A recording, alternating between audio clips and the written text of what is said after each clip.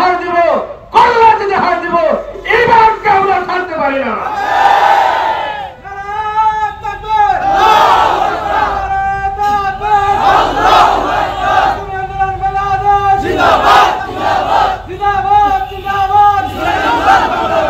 মহতারাম হাজিরিন, আমরা সেই মহাজনদের উত্তরসূরি মাহমুদুল হাসান দেওবন্দি সম্পর্কে বলা হয়েছে যে महमूदुल हसन देवबंदी को अगर टुकड़े टुकड़े कर दिए जाए तो उसकी हर टुकड़े से इंग्लिश की अदावत जाहिर होगी।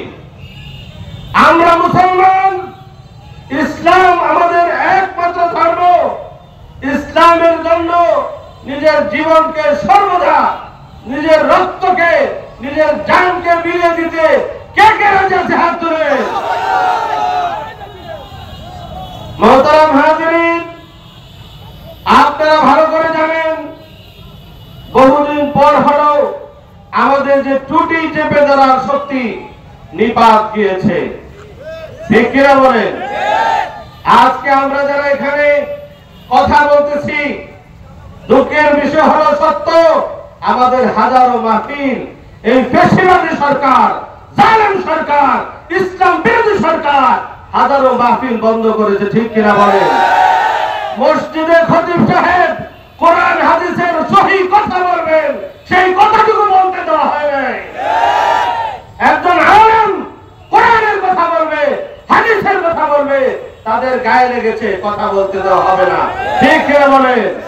আসুন আমরা যারা আজকে এখানে একত্রিত হয়েছি, আমাদের সময়, আমাদের এখন সুযোগ নিজেদের ভিতরে সমস্ত ধরনের দ্বিধা বিভক্তিকে হাত দূরে সরিয়ে আমরা এই জমিনে আল্লাহর হুকুম কায়েম করার জন্য নবী আলাইহিস সালাতু ওয়াস সালামের সুন্নতের জমিনকে প্রতিষ্ঠা করার জন্য মেহনত করে যাব। রাজি আছে?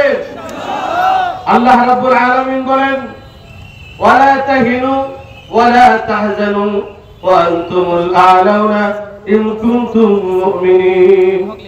আমি গুনাহগার, চরমরায় মরহুম পীর সাহেব আল্লামা ফজলুল করিম রহমাতুল্লাহি আলাইহির সাথে সেই ভণ্ড দেওয়ানবাগীর আস্তানার ভেঙে ফেলা হয়েছে। সেই সময় আমি সেখানে ইমাম এবং মাদ্রাসার প্রিন্সিপাল। আমরা হযরতকে দাওয়াত করেছি, হুজুরের সাথে অনেক মিটিং মিছিল আমি সাক্ষী হিসেবে ছিলাম।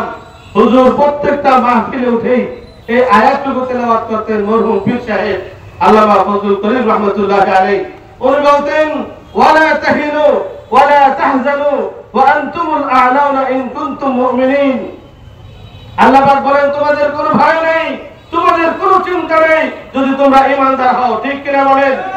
মুহতারাম হাজিরিন, আপনারা জানেন চরমোনাই পীর সাহেবের যে আন্দোলন, একদিকে তিনারা মাহফিলের ময়দানে মানুষকে নিয়ে কাঁদতে কাঁদতে, মরহুম পীর সাহেব সহ বর্তমান যারা দায়িত্বে আছেন তারাও মাহফিলের ময়দানে কাঁদতে কাঁদতে বুক ভাসিয়ে দেন, ঠিক কিনা বলেন? অন্যদিকে রাজনীতির ময়দানে সিপাহ সালারের দায়িত্ব তারাই পালন করতেছেন, ঠিক কিনা বলেন?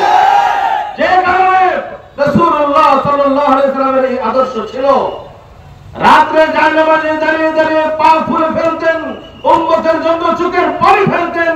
আবার পরক্ষণে এই নবী মদিনার সনদ কায়েম করেছেন, এই নবী আবার যুদ্ধের ময়দানে সেনাপতির দায়িত্ব পালন করেছেন।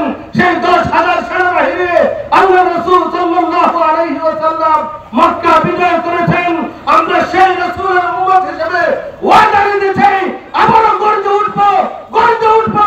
বাংলাদেশ নয়, তামাম পৃথিবী ইসলামিক পতাকা উড্ডীন করার জন্য আমাদের জান লাগবে, মাল লাগবে। কাকে দিতে দাও, যুবকরা হাত উঠাও।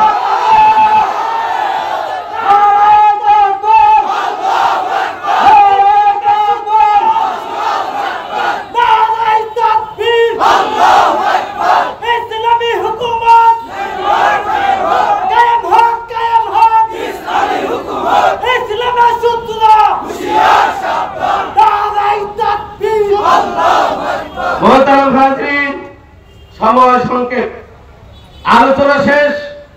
আপনারা জানেন আমি একটি বড় মাদ্রাসার দায়িত্বে, মাগরিব বাদ আমার মাদ্রাসা একটা জানাজা আছে, গতকালকেও থাকতে পারি নাই, আমাদের এক কমিটির সদস্য মারা গেছে।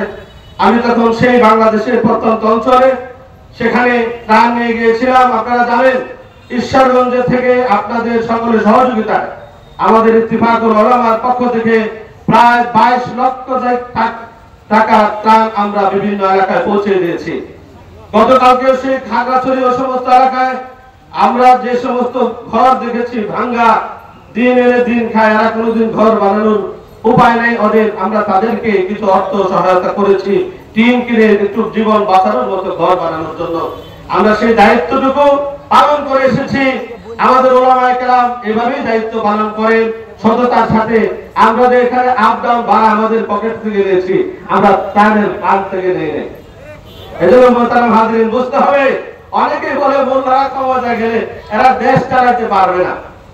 আমি বলি মোল্লারা ক্ষমতায় গেলে দেশ চালাইতে পারবে, তোমাদের মতো চুরি করতে পারবে না, তোমাদের মতো কোটি কোটি দেশের টাকা নিয়ে বিদেশি বাড়ি করতে পারবে না। কষ্ট লাগে। এখান থেকে তেলোয়ারি মসজিদে আমি আসরের নামাজ পড়ে আসার সময় এমন একটা ইম্পর্টেন্ট জায়গা ঈশ্বরগঞ্জের 18 গাড়ি রায়ের বাজার, এত বড় একটা ব্যবসায়িক স্থান, এখানে চলার মতো কোনো রাস্তা নাই। ঠিক কিনা বলেন?